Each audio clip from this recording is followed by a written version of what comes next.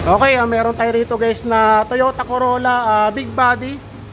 Yan, 1992 model, GLI. Yan, EFI guys. Bali ang issue nito guys, kapag pinagana yung aircon o binuhay ang aircon, ito guys, hindi sumasabay itong kanyang radiator fan. Yan. Dapat kasi guys, kapag binuhay yung aircon, dapat ito, sasabay ito. Tapos kapag hindi naka-aircon, kusa rin gagana dahil dito guys sa kanyang thermo switch. Yan, ito yung kanyang thermo switch. Kapag mainit ang makina, kusang gagana yan. Itong auxiliary fan. Yan, tuturo ko sa inyo guys yung relay niya. Yan, hali ito guys yung kanyang relay. Pero hindi na rin sir original yung kanyang relay Yan, ito yung kanyang relay. Ang original yan guys, kulay green din. Pero ito hindi na original. Yan. Bali, kapag mainit ang makina, ito, kusang gagana yan. Tapos magbabato siya ng signal dito. Tapos gagana na itong auxiliary fan. So ngayon, ang issue nito, kapag binuhay ang aircon, hindi sumasabay itong auxiliary fan niya. Itong radiator fan. Yan. Sige Rick, start mo nga. Pakita natin sa mga viewers natin. Bali, Toyota Corolla. Big body. Yan. Sige Rick, aircon mo nga. Yan, dapat guys kapag in-aircon, gagana to. Yan, so hindi siya gumana. Buhay na yung aircon. Yan, gumagana na yung kanyang compressor. Pero hindi siya sumabay. Yan, dapat guys kapag pinuhay yung aircon, sasabay itong auxiliary fan. Yan. Teka, likarek. Ganito guys, ituturo ko sa inyo kung paano yung gawin. Yan, ituturo ko sa inyo ang location ng relay niyan. Maliban dito, sa relay na to, meron pa yung relay guys.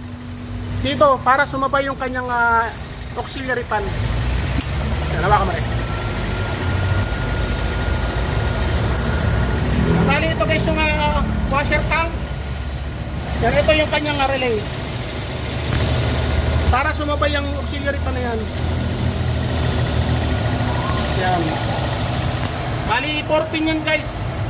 Ang nangyayari dito, minsan kinakalawang, minsan naman nasisira sa katagalan.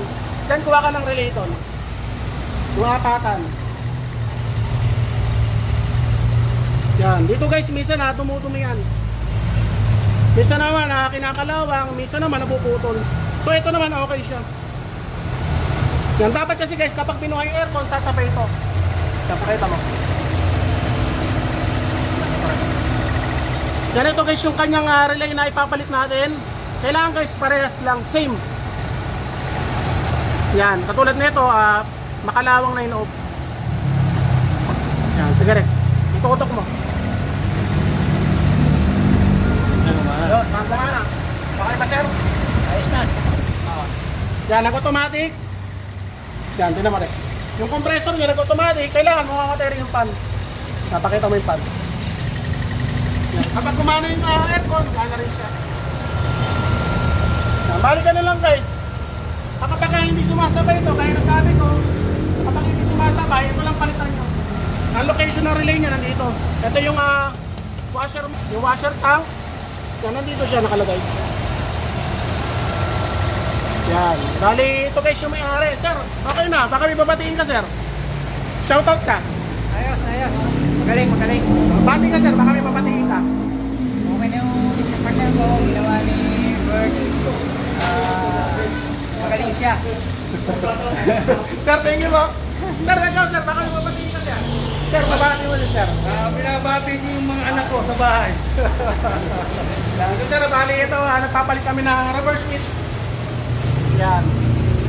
Reverse switch guys. Yan lang ang sira niya, tapos aayusin na rin natin yung kanyang socket. Sir, baka meron ka papabatiin? Sige, sige.